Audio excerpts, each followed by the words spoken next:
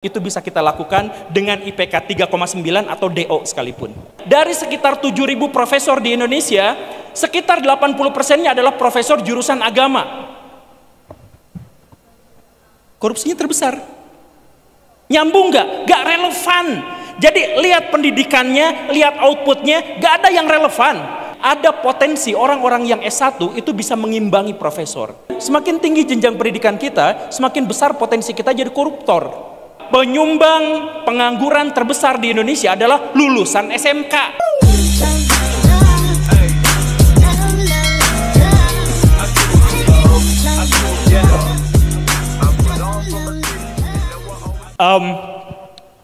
Saya coba untuk menyatukan dua pertanyaan itu dalam satu. Ya, tadi itu adalah terkait dengan pendidikan itu berdampak nggak sih gitu ya?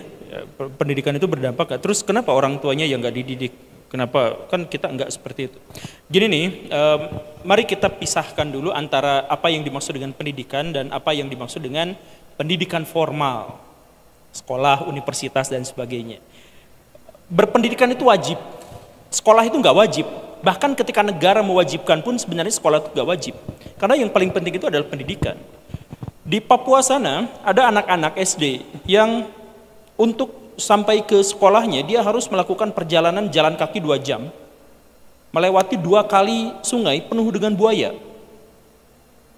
Kepleset sedikit berantem sama buaya. Dan kadang-kadang mereka berantem sama buaya dan seringnya menang karena kalau kalah hilang. Nah, ketika mereka di sekolah, mereka ngedengerin guru ngomong bla bla bla bla bla. Tapi fakta yang sebenarnya adalah bahwa mereka terdidik sejak mereka sebelum datang ke sekolah. Melakukan perjalanan ke sekolah, menghindari buaya, berantem dengan buaya, itu adalah ilmu yang tidak diajarkan di sekolah, tapi jauh lebih relevan daripada mereka mendengarkan guru ngomong. Karena cara berantem atau cara menghindari buaya itu berdampak besar terkait dengan kehidupan mereka. Mereka bisa sekolah tuh gara-gara mereka bisa menghindari buaya. Bukan mereka sekolah kemudian mereka bisa menghindari buaya, bukan. Mereka bisa sekolah gara-gara mereka bisa menghindari buaya. Artinya apa? Pendidikan itu dimulai sejak mereka berangkat dari sekolah. Jadi jangan satukan apa itu pendidikan formal dengan pendidikan. Kalau misalkan berbicara tentang pendidikan formal, tadi Bapak benar, kalau misalkan kita sebut data statistiknya, 86% koruptor di Indonesia lulusan perguruan tinggi. Artinya, semakin tinggi jenjang pendidikan kita, semakin besar potensi kita jadi koruptor. Jadi akang-akang yang ada di sini, kemungkinan untuk korupsinya lebih besar daripada tukang gorengan di pinggir jalan. Nah, ini calon-calon koruptor jangan-jangan. Jangan-jangan, saya mah tidak mendoakan tidak apa, cuman jangan-jangan begitu. Karena data statistiknya menyebutkan demikian, bukan berarti demikian, tapi data statistik menyebutkan demikian. Semakin tinggi jenjang pendidikan yang kita ampu, semakin besar potensi kita untuk korupsi. Nah, jadi sekali lagi pisahkan antara pendidikan dengan pendidikan formal. Jadi, apakah pendidikan berdampak? Berdampak. Apakah pendidikan formal berdampak? Nah, itu perlu dipertanyakan. Harus ada riset dan di Indonesia tidak ada riset terkait dengan hal itu. Nah, terkait misalkan apakah berdampak atau tidak pendidikan formal di Indonesia? Tidak. Nah, kita butuh riset, tapi mari kita main dengan rasio dulu sebelum kita masuk ke logika. Jadi gini, saya punya murid, dia nilai ekonominya selalu 9 dari SMP sampai SMA dan kemudian dia masuk jurusan ekonomi. Tetapi sekarang dia fakir miskin. Artinya apa? Pendidikan ekonomi itu tidak berpengaruh, tidak berdampak bagi dirinya. Dia bahkan tidak memiliki kemandirian finansial. Bagaimana ceritanya dia bisa ranking 1 dan selalu dapat nilai sempurna untuk pelajaran ekonomi? Kan gak nyambung. Pernah nggak nemu orang yang dapat nilai ekonomi selalu tinggi, masuk jurusan ekonomi, tetapi dia tidak tajir, tidak mandiri secara finansial? Pernah nggak nemu orang seperti itu? Banyak. Kenapa? Karena pendidikan ilmu ekonomi formal di Indonesia tidak berdampak. Coba contoh yang lain. Pernah nggak waktu sekolah masuk jurusan IPS, yang ranking 1 jurusan IPS ternyata tidak bisa bersosialisasi dengan teman? Kan ilmu pengetahuan sosial, tapi bersosialisasi dia gagal. Pernah nggak nemu seperti itu?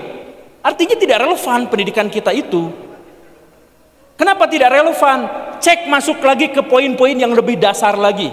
Kita belajar ilmu biologi, ya kan? Belajar ilmu biologi. Yang diajarkan apa? Pembuluh kapiler ada di mana? Coba, ada yang bisa jawab nggak? Tulang sanggurdi ada di mana? Sistem peredaran darah katak seperti apa? Faedah nggak sih sistem peredaran darah katak untuk kita? Bahkan orang yang pada akhirnya masuk jadi dokter hewan pun, dia tidak akan relevan ketika dia harus belajar sistem peredaran darah katak. Tapi itulah yang diajarkan kepada anak-anak kita. Sedangkan Indonesia adalah negara pemilik orang yang punya diabetes terbesar keempat di dunia. Diajarin nggak waktu belajar biologi itu diabetes? Enggak. Jadi sesuatu yang penting dan relevan buat kehidupan kita tidak dibahas. Sedangkan sesuatu yang sama sekali unfaedah dipelajari oleh kita. Akhirnya apa? Masa depan kita nggak nyambung sama realitasnya. Coba misalkan sekarang anak-anak teknik mesin SMK itu belajar mobil listrik nggak? Cuman sedikit. Sisanya belajar bensin. Kenapa? Ya nggak relevan buat masa depan. Makanya apa? Penyumbang pengangguran terbesar di Indonesia adalah lulusan SMK. Kan SMK itu untuk masuk dunia kerja kan? Itu relevansinya di mana? Tapi penyumbang pengangguran terbesar adalah lulusan SMK. Sebagian besar orang akademisi-akademisi di Indonesia, dari sekitar 7.000 profesor di Indonesia, sekitar 80%-nya adalah profesor jurusan agama. Korupsinya terbesar. Nyambung nggak? Nggak relevan. Jadi lihat pendidikannya, lihat outputnya, nggak ada yang relevan. Kemarin Pak Nadiem ngomong terang-terangan, 80% orang di Indonesia yang bekerja tidak sesuai dengan prodinya. Prodinya hukum, jadi presenter. Ada yang seperti itu. Artinya apa? Artinya pendidikan kita tuh gak relevan. Saya tidak mengkritik yang ada di sini. Ya ini mau untuk Indonesia secara umum. Cuman maksud saya adalah pendidikan kita itu kebanyakan tidak relevan karena terlalu protokoler. Dan karena itu maka fokus pada pendidikan formal itu adalah salah satu jenjang alternatif yang harus kita lalui. Dan karena itu, satu, jangan dulu pertanyakan soal pendidikan relevan atau tidak.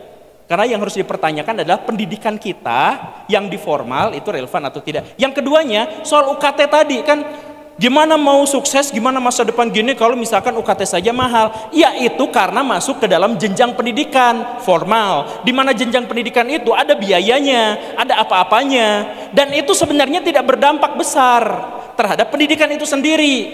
Saya ngobrol sama Pak Rocky Gerung, dia kan S1, tapi dia berani berdebat dengan para profesor.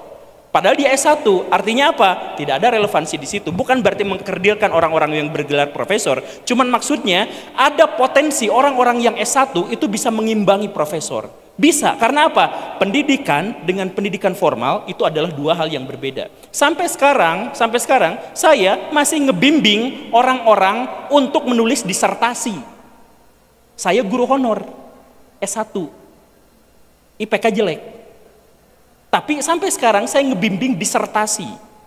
Artinya apa? Sekali lagi bukan merendahkan orang yang gelarnya profesor atau doktor atau insinyur atau apa segala rupa. Bukan. Tapi kalau misalkan Akang secara hakikat bertanya, gimana kita mau maju kalau UKT-nya mahal? Bukan, pertanyaannya bukan gitu. Pertanyaan yang lebih relevan adalah gimana kita mau maju kalau kita nggak mau mikir gitu. Harusnya kan gitu. Gimana kita mau maju kalau kita jarang baca? Itu. Kalau misalkan gimana kita maju kalau UKT mahal, itu nggak relevan. UKT mau segede setinggi apapun, ya udah saya tinggal DO dari kuliah, saya nggak akan kuliah, udah. Karena pinter tidaknya, berpengaruh atau tidaknya, berdampak atau tidaknya, bermanfaat atau tidaknya, saya tidak terpengaruh oleh UKT. Karena itu berpengaruh pada diri saya sendiri. Kalau saya rajin baca, saya bikin riset, saya jadi aktivis, saya menolong manusia, saya bermanfaat untuk manusia, saya menyampaikan ide-ide saya terus-terusan menggali ilmu pengetahuan dan teknologi, dan itu tidak saya butuhkan dari universitas, maka saya bisa maju dengan atau tanpa pendidikan formal. Gitu kan? Jadi yang tadi, yang misalkan kan nanti mental anak-anak kita nanti kalau orang tuanya mau sekolah mau enggak tuh enggak terlalu penting. Sekolah yang paling penting itu adalah sekolah pendidikan tadi itu. Sekolah orang-orang Yunani artinya apa? Sekolah itu artinya waktu luang, waktu ngegabut. Jadi sekolah yang sesungguhnya adalah ketika kita ngegabut, kita dapat ilmu apa gitu. Itu sekolah secara etimologisnya itu seperti itu. Jadi gini Kang, Akang bolehlah demo habis-habisan soal UKT, karena yang berantem kan Akang sama rektorat. Silahkan demo habis-habisan, silahkan itu. Tapi poin pertamanya adalah, seandainya Akang sekarang DO, bisa nggak Akang jadi penegak hukum besar di Indonesia nanti? Kan itu masalahnya. Jadi universitas itu adalah sebuah sarana yang kita tempuh untuk mencapai tujuan kita. Sarana. Jadi kalau kita tidak memiliki sarana itu, kita memiliki sarana yang lain. Yang paling pentingnya adalah mental untuk belajar. Jadi boleh demo UKT berapa boleh saja, tapi coba yang lebih esensial adalah tanya kepada diri kita sendiri, sebulan kita habis baca berapa buku, sebulan kita berapa kali nolong orang dengan prodi yang kita punya, sebulan berapa banyak riset-riset ilmiah dan akademik yang kita telusur. Dan itu semuanya bisa dilakukan dengan atau tanpa kita kuliah. Itu bisa kita lakukan dengan IPK 3,9 atau DO sekalipun. Terima kasih.